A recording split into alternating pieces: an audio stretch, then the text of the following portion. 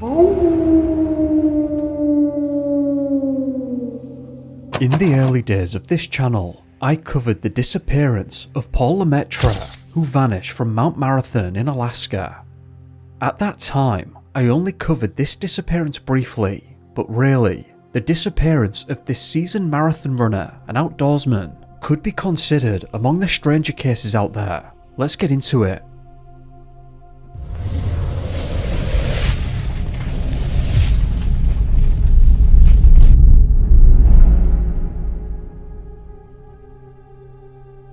This is Mount Marathon, located in Seward, Alaska, in the southern part of the state on the Kenai Peninsula. The mountain is named after the annual marathon race that takes place there. It is considered an extreme running event that occurs every 4th of July. The mountain itself stands just over 3,000 feet and isn't a particularly high mountain by Alaskan standards. But while it might not be too impressive in that regard, it makes up for in its steepness. Interestingly, this race initially began in 1915 and is considered one of the oldest annual races in America that attracts thousands of spectators and between 300 and 400 people who take part in the race.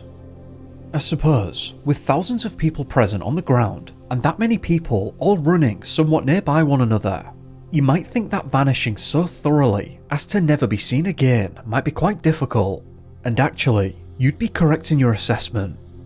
As far as I'm able to ascertain, Paul has been the only person to have ever been recorded as vanishing on that mountain. There are obvious dangers that come with the territory of taking part in a race on a mountain like this. Accidents are not uncommon to have happen during the event, but having someone pass away or going missing to never be seen again is basically unheard of. Paul disappeared on the 4th of July 2012 while taking part in this marathon. Somehow, the only trail he left behind was a series of circumstances that made no sense and a whole host of unanswered questions. At this point in his life, Paul was either 65 or 66 years old, depending on the article you're reading, and had always lived in Anchorage, Alaska. Paul was a man that had always been known for his intelligence, high level of athleticism, fitness, and spending time in the outdoors, all of which seem to have been a great passion of his. There's this interesting quote that I came across on runnersworld.com. All of this marathon occurs between 3.1 to 3.5 miles, depending on your route and on trails so close to town that spectators waiting at the finish line can follow nearly every step high on the mountains. I'm sure that people would look like ants from that distance we're speaking about, but it is interesting that people who are familiar with this race describe for how the most part you're able to see the participants for most of the run. I suppose that does make sense, or the spectators wouldn't have very much to spectate. This was Paul's first time competing in the marathon, and I've heard the ascent be described as a scrabble up straight cliffs, mud and shale, and the organisers themselves made it known that this endeavour was not to be taken lightly. Peggy, who was Paul's wife, recalled that he received an envelope confirming that he could take part, but it also apparently read, "Do not make July 4th race your first trip up Mount Marathon." Some sources state that after reading the pamphlet, Peggy and their youngest daughter did try to talk Paul out of doing the race, but he was a determined man and seemed to be set on it. I believe that another attempt was made at dissuading those who had never been on the mountain before, as all of the runners were called up to meet at the local school's gym. They were reportedly told, if you have not been up that mountain before, you should consider going home right now and you should not be in the race. Sadly, Paul didn't heed this advice, though it does serve as a reminder and a warning that despite one's own ability, these kinds of areas shouldn't be underestimated. While the marathon route itself is not terribly long, it is known to be somewhat unforgiving in its intensity at parts.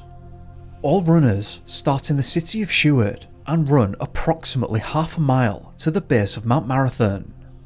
Upon reaching the mountain is where the ascent begins, up around 2,900 feet, at which point they reached the checkpoint before descending the mountain once more and back to the finishing line, which is in Seward. On that day, Paul lined up with hundreds of other racers ready to embark on this journey. Not knowing or understanding this would be the very last time he would do so. He was last spotted roughly 200 feet from the summit, but he never made it back down to the finishing line. Tom Walsh was a race steward who had completed this race every year for 16 years prior to 2012, so he knew the event like the back of his hand. Tom was present on the day that Paul vanished and saw him up there. Tom was very experienced and finished the ascent up the mountain relatively quickly, starting at 3:15 PM and reaching the top by 5:45 PM. He waited up there for more racers to gather, and as more and more reached him, many of them waited up there together for 45 minutes for the stragglers. At this point, as a larger group, they started to descend the mountain back down the way they came, where they came across Paul. Paul asked them how far he was from the top, and he was told that it was roughly 200 feet from the point they were. He went on his way, and it was estimated that it would take him around an hour and a half to make it back to the base of the mountain and to the finishing line in Seward. However, after this final moment of separation, Paul would never be seen again. He never came back down that mountain. Alaska State Troopers say a search is underway for a man last seen competing in the Mount Marathon race. Paul was seen by race officials about 200 yards from the top of the mountain. Trooper spokeswoman said Paul is believed to have poor eyesight and was not wearing his glasses. The weather in Seward has worsened and has been rainy and foggy. Cindy Clark, Executive Director of the Seward Chamber of Commerce, said, "I have never heard of this happening before." Cindy's comment there perfectly reflected the feelings of the searchers present who'd been looking all over the mountain for him. When Paul was first reported missing, people thought that it was going to be as simple as retracing the marathon route and probably finding an injured Paul who'd slipped and hurt his leg or something to that general effect. However, this wasn't to be the case at all. The whole track had been carefully gone over multiple times with highly coordinated search teams and search dogs in tow, but they weren't able to provide any clarity. It's as if they just couldn't latch onto a scent anywhere. Here's some information in regards to the search as it began. Search and rescue teams were called onto the mountain at around 8 PM by his wife Peggy, with temperatures falling and rain worsening. By 2 AM, an Alaska State Troopers helicopter, equipped with infrared radar, was scanning the mountain. Searchers worried that if he wasn't already injured, he probably had hypothermia because of his light clothing, exhaustion, and freezing weather. The next morning, the 210th Rescue Squadron of the Alaska Air National Guard, which specializes in searching for crash pilots and missing hikers, arrived with its HH-60 Pave Hawk helicopter for another infrared scan. A team of up to 60 searchers crawled around the mountain looking everywhere, even the other side of the mountain, away from the race course. 4 days after Paul disappeared, the official rescue attempt was called off. What was particularly troubling to those searching for him was that based on many witnesses, they knew exactly where his last known position was. They brought tracking dogs to that exact location and they could not find a scent anywhere. It was as if he was just never there. A 72-hour search using tracking dogs, technical climbers, and helicopters turned up no sign of Paul. Searchers worked under the assumption that he had possibly wandered off the trail and suffered a fall. The odds of a man who was wearing only a t-shirt, running shorts, and shoes surviving 4 nights with wet weather and temperatures dipping into the 40s around freezing are not good. All 20 square miles of the mountain were examined without any sign of Paul. This was a perfectly reasonable conclusion that the search leaders were operating under, but what made absolutely no sense to them was the fact that nothing was coming up at all.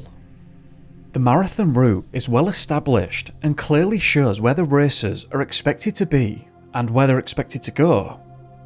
Perhaps you could argue that because of Paul's not so great eyesight, he could have missed a key turning on the way down and ventured off into some other direction. It seems to me that you might expect the tracking dogs to be able to follow him in that scenario. In addition to that, because of the temperatures on the mountain, especially overnight and as time went on, hypothermia was going to become inevitable. So you could make the case that the reason he wasn't being found is that as Paul's body temperature dropped, he could have started to engage in the behaviour known as terminal burrowing, which may have hidden him very well. This is an attempt made by many who suffer from hypothermia to find small enclosed spaces and get into them as best and as compact as they can. Though this behaviour is often associated with paradoxical undressing. So, there are a number of problems with this hypothesis. Firstly, it still seems to me that the dogs should have been able to lead the searchers to this general area. This behaviour doesn't just magically cause the scent to disappear. Secondly, when a person enters this serious stage of hypothermia, they're usually going to be leaving a clothing trail as their vascular system begins to severely restrict, which causes a fake sensation of intense heat or burning. It is this fake heat that causes people to shred the clothing, but none of that was discovered anywhere. It is also interesting that the searchers were stating that all 20 square miles of the mountain had been searched without any signs of Paul anywhere. Dogs were said to have been used extensively throughout the duration of the search, so I can only imagine that they'd practically covered the entire mountain at one point or another. It's just fascinating that the route up is approximately 1.5 miles up and then back down the same distance. There were hundreds of runners within view of the thousands of spectators at the bottom, and yet Paul seemingly managed to vanish into thin air without leaving a trace behind.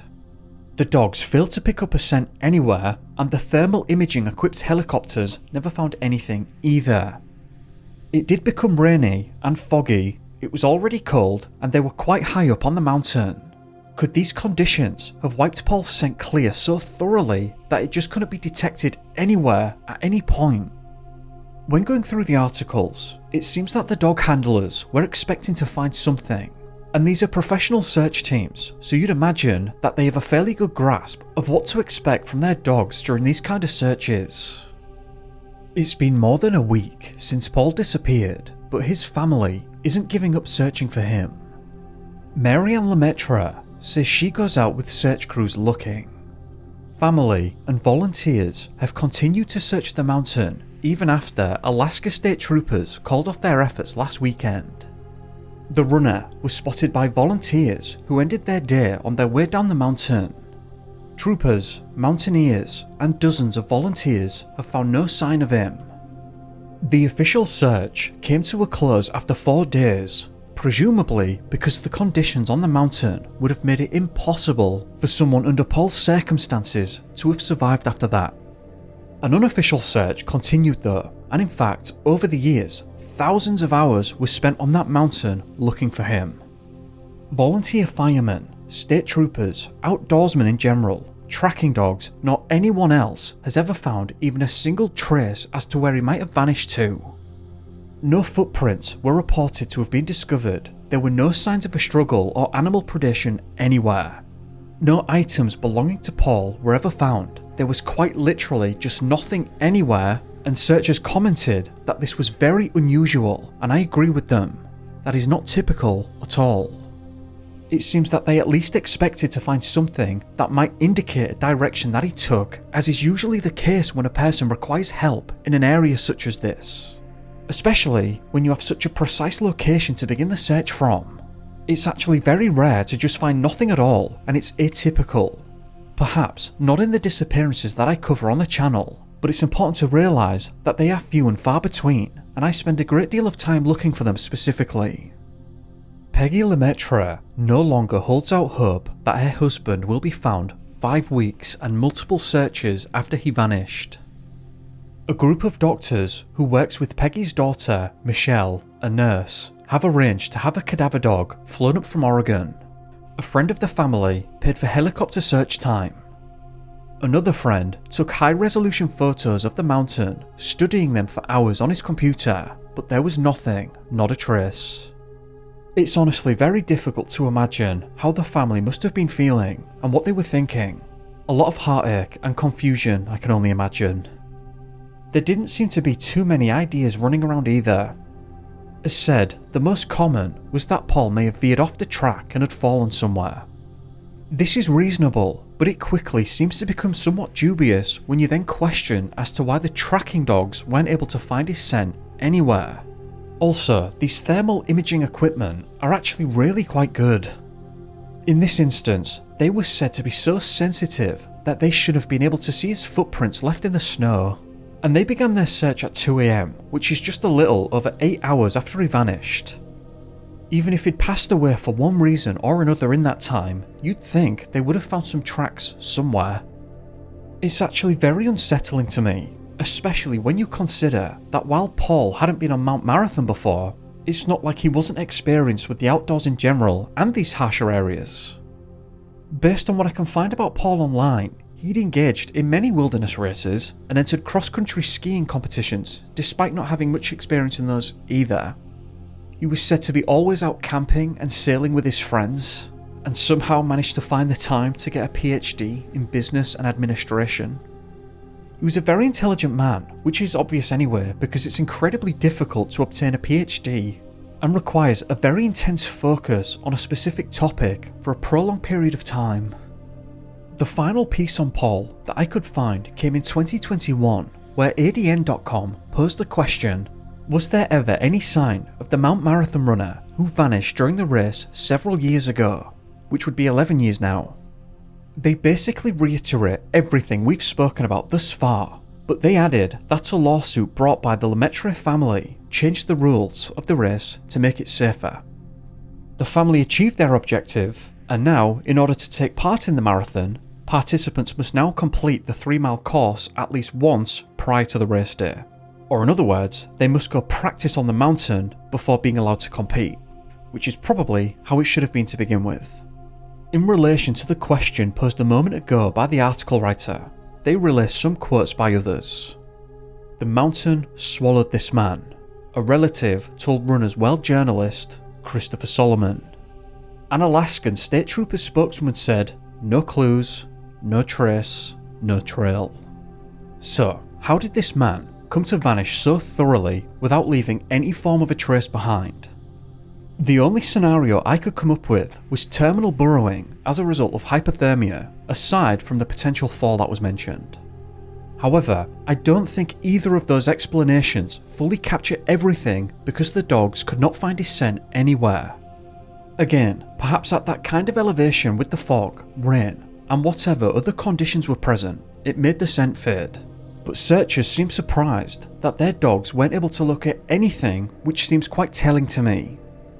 I've pretty much exhausted all of the material I could find in relation to Paul, so it seems that now would be a good time to hand it over to you in the comments below. There wasn't a great deal of discussion that I could find anywhere about this. I'd just like to take the time to thank you for watching, and a big thank you to the patrons who've been running around on the screen. If you found the video interesting, then please do leave a like, hit the bell, and subscribe if you haven't already. If not, then feel free to leave a dislike. I'm just looking for your honest opinion either way. I hope that you've had a great day or evening, depending on where you are, and I'll see you in the next one. Be safe, guys. Peace.